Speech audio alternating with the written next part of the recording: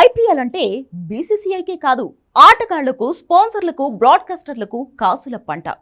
World క్రికెట్లో richest league గా పేరున్న ఐపీఎల్లో భాగమయ్యేందుకు బడా కార్పొరేట్ కంపెనీలన్నీ క్యూ కడుతూ ఉంటాయి. అందుకే ప్రతి డీల్ కూడా వేల కోట్లలోనే ఉంటుంది.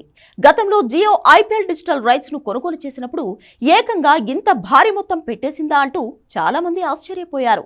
కానీ అంబానీ లాంటి బిజినెస్ మ్యాన్ అన్ని వేల కోట్లు అంత సులభంగా ఇన్వెస్ట్ చేస్తారా అనేది బిజినెస్ వర్గాల్లో తెలుసు. జియో బిజినెస్ మైండ్ ఏంటనేది ఇప్పుడు అందరికీ అర్థమవుతోంది. ఐపీఎల్ 2025 టోర్నమెంట్ కారణంగా జియో హాట్స్టార్ ఊహించని ఆదాయం వస్తోందని చెబుతున్నారు. తాజాగా జియో హాట్స్టార్ కు వచ్చిన ఆదాయం కూడా సోషల్ మీడియాలో వైరల్ గా మారింది. ఇండియన్ ప్రీమియర్ లీగ్ 2025 సీజన్ సగం పూర్తయ్యేసరికి జియో హాట్స్టార్ కు 10,000 కోట్లకు పైగా ఆదాయం వచ్చిందని సమాచారం. ఇప్పటి వరకు ఈ జియో హాట్స్టార్ ను 100 మిలియన్ల పెయిడ్ యూజర్లు డౌన్లోడ్ చేసుకున్నారు. దీంతో 10,006 కోట్ల ఆదాయం జియో హాట్స్టార్ కు వచ్చిందని చెబుతున్నారు. సగం టోర్నమెంట్ పూర్తి కాగానే ఈ మేర ఆదాయం వచ్చింది. మరో సగం టోర్నమెంట్ ఇంకా మిగిలి ఉంది. ఈ నేపథ్యంలో ఆదాయం 20,000 కోట్లు దాటే అవకాశం ఉందని కూడా అంచనా వేస్తున్నారు.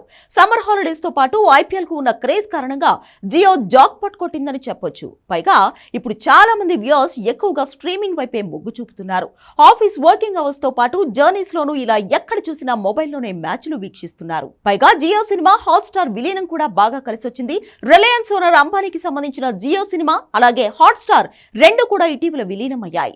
ఇండియన్ ప్రీమియర్ లీగ్ 2025 టోర్నమెంట్ కంటే ముందు ఈ విలీన ప్రక్రియ జరిగింది. అంతకుముందు జియో సినిమాలోనే ఐపీఎల్ మ్యాచ్లు ప్రసారమయ్యేవి. ఇప్పుడు హాట్స్టార్ కూడా తోడైంది.